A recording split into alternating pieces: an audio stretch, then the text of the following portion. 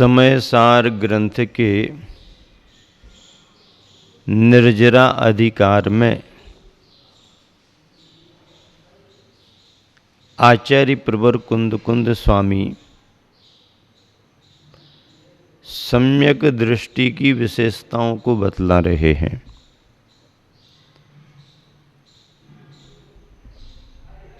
समय सार का सम्यक दृष्टि अपने सम्यक ज्ञान के अनुभव के आधार पर बीतराग विज्ञानी होता है।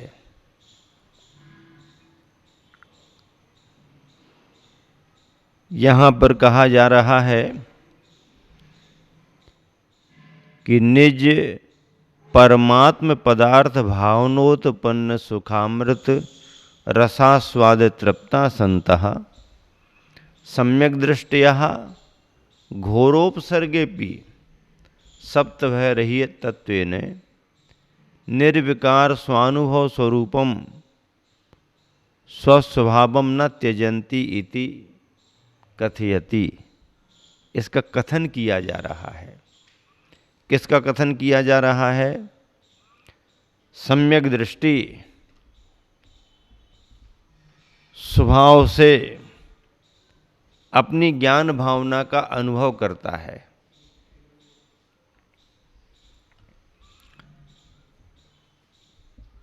ऐसे सम्यक दृष्टि की विशेषताओं को बतला रहे हैं। निर्जराधिकार की 243वीं गाथा यहाँ पर प्रारंभ हो रही है। समय सार पुस्तक के अनुसार पृष्ठ 52 पर 243वें नंबर की गाथा है। मिलान करें सभी जन। गाथा का पहले उच्चारण करेंगे और उसके बाद आगे की बात बढ़ाएंगे। कहा गया है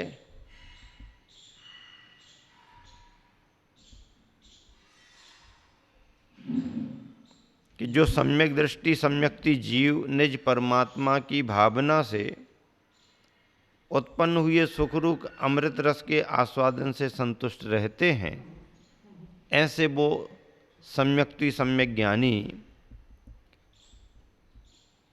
घोर उपसर्ग के आने पर भी 7 प्रकार के भय से रहित हैं। 7 प्रकार के भय से रहित होने के कारण निर्विकार रूप स्वानुभव ही है, जिसका स्वरूप ऐसे अपने स्वभाव को नहीं छोड़ते हैं। गाथा नंबर 243 प्रारंभ करते हैं। मिलान करें। सम्मा दिट्ठि जीवा निस्संका होन्ति निर्भया तेन सत्य भय विप्यमुक्का जम्मा तम्मादु निस्संका। सम्मा दिट्ठि जीवा सम्यक दृष्टि जीव निस्संका निशंक होन्ति होते हैं तेन इसलिए निर्भया होन्ति वो निर्भय निडर भी होते हैं। सत्य भय विप्यमुक्का जम्हा और चूंकि वे सत्य भय विप्यमुक्का सप्त भयों से रहित होते हैं। तम्हा दु निस्संका इसलिए वो निस्संक माने गए हैं। निस्संक यानी निर्भय माने गए हैं। 7 प्रकार के भयों से रहित होते हैं। आचार्य प्रवर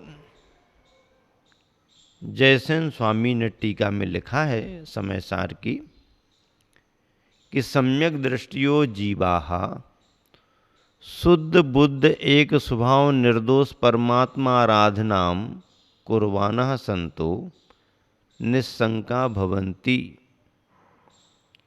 यस्मात् कारणात् तेन कारणेन निर्भया भवन्ति निश्शंक हैं इसलिए वो निर्भय भी हैं। सत्यभय विप्रमुक्ता यस्मात् एव कारणात् इहलोक परलोक अत्राण अगुप्ति मरण वेदना आकस्मिक संगीत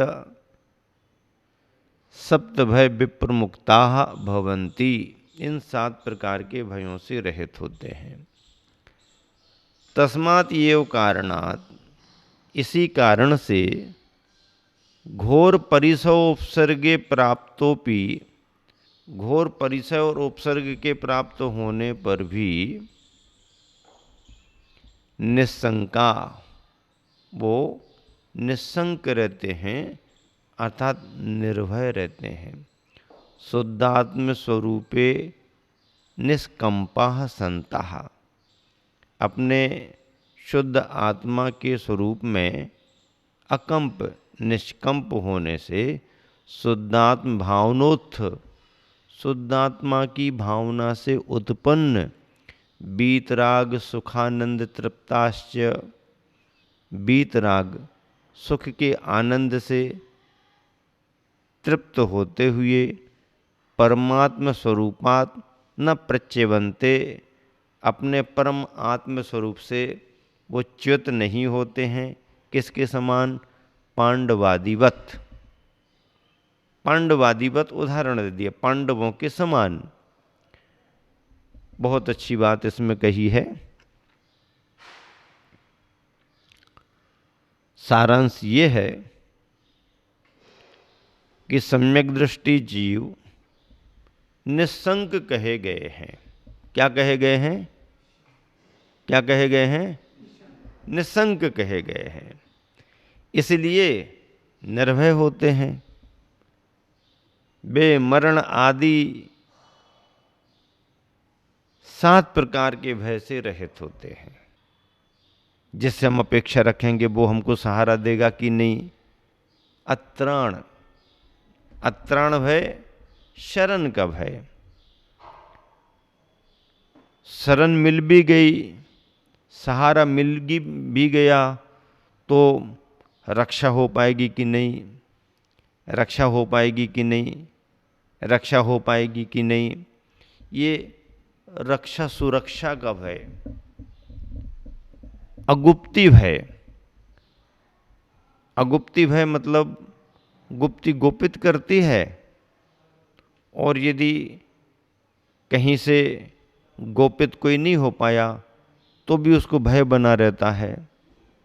वेदना का भय, वेदना विभिन्न प्रकार की बीमारियों का, व्याधियों का डर भय बना रहता है।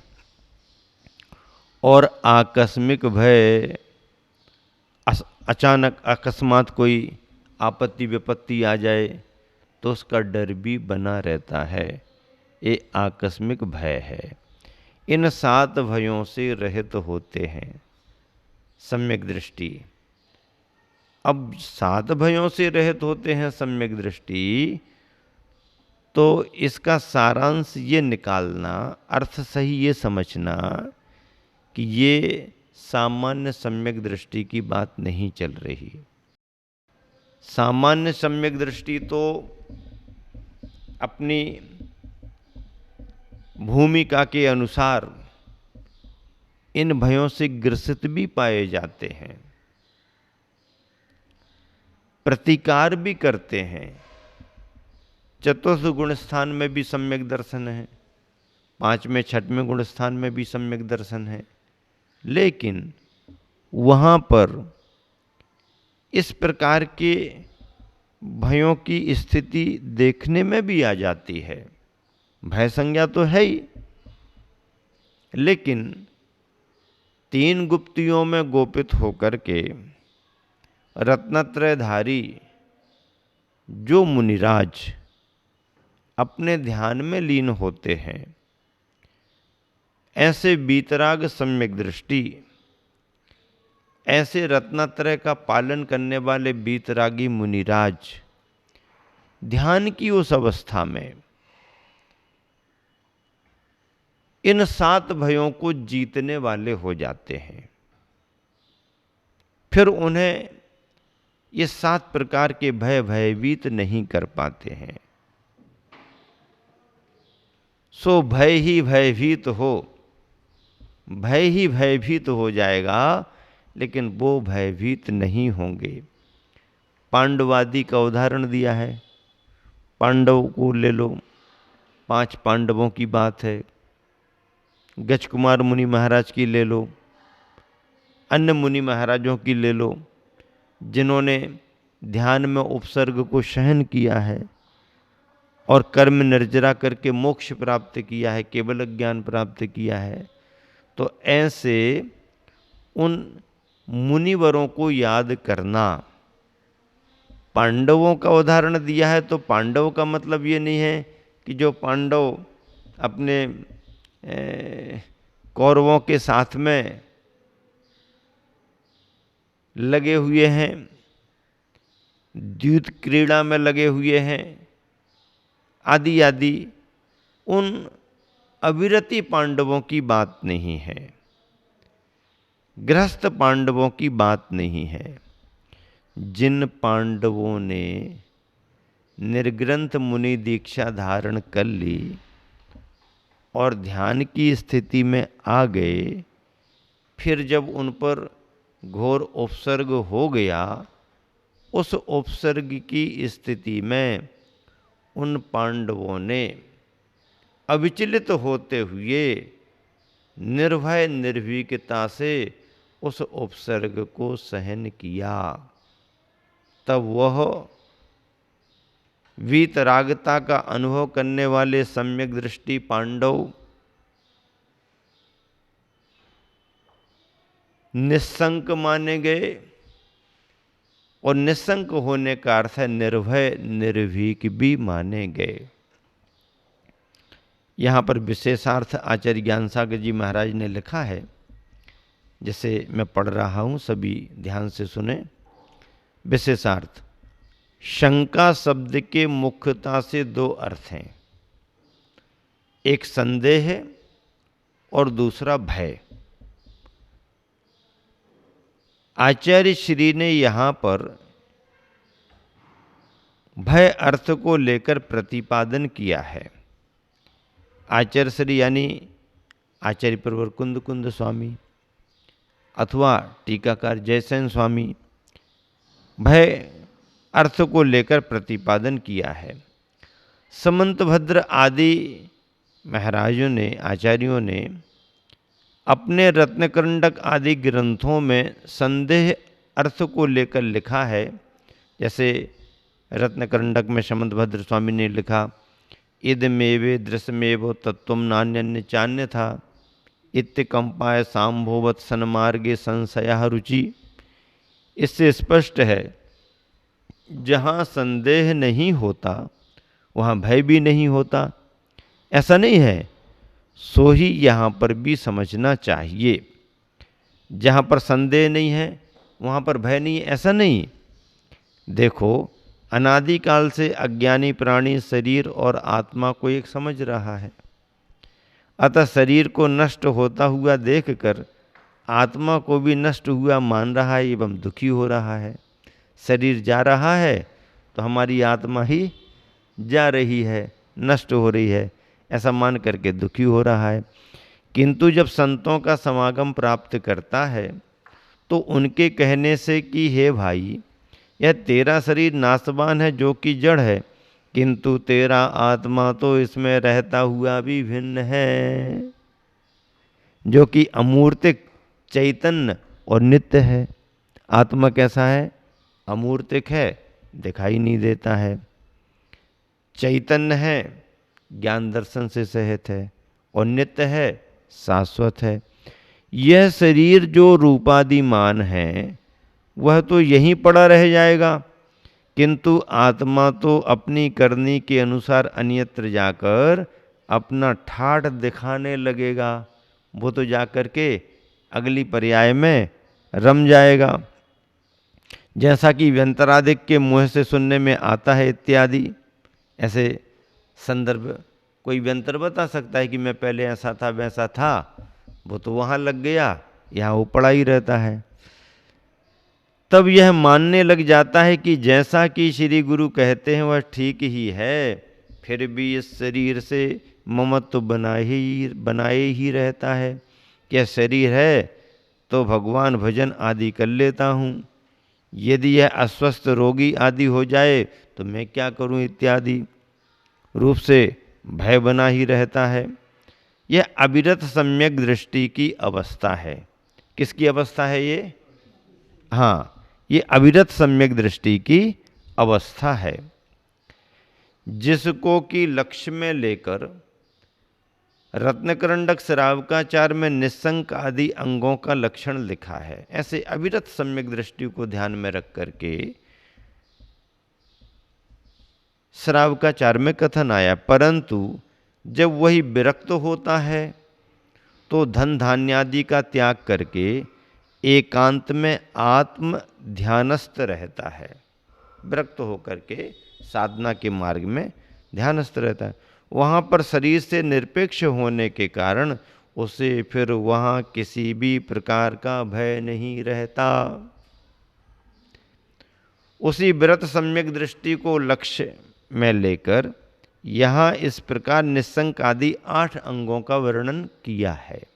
अब जो आगे वर्णन चलेगा उसी बीतरागी विरत सम्यक दृष्टि को लेकर के, जैसा कि आत्मख्यातिकार के द्वारा यानी अमरचंद्र आचार्य महाराज के द्वारा लिखे गए सप्तभयों के वृत्तों में आए हुए अंतिम चरण पर से स्पष्ट होता है कि निस्संका सततम स्वयं ससहजम ज्ञानम सदा विन्दति, अर्थात वह ज्ञानी सदा निरंतर स्वयं सहज ज्ञान स्वरूप अपनी आत्मा का अनुभव करता है। वह ज्ञानी, वह वीतराग सम्यक दृष्टि सदा सदा निरंतर स्वयं सहज ज्ञान स्वरूप अपनी आत्मा का अनुभव करता है, अर्थात आत्मध्यान में लीन रहता है। इस गाथा का ये सारांश विशेषार्थ के रूप में यहाँ पर लिखा गया। गुरुवर आचार्य ने भी बहुत अच्छा पद्यानुवाद किया है। पद्यानुवाद आप सभी ध्यान से सुने, देखिएगा पद्यानुवाद में क्या लिखा गुरुवर ने। निस्संको हो मुनि सदा समदृष्टि वाले, सातों प्रकार भय छोड़ स्वगीत गाले। निसंकिता अभयता एक साथ होती, तो भीति ही स्वयं हो भयभीत रोती। तो भीति ही स्वयं हो भयभीत रोती, फिर भय ही भयभीत होकर के भाग जाता है, रोता रहता है। निर्भय निसंक वह ज्ञानी सम्यक दृष्टि होता है।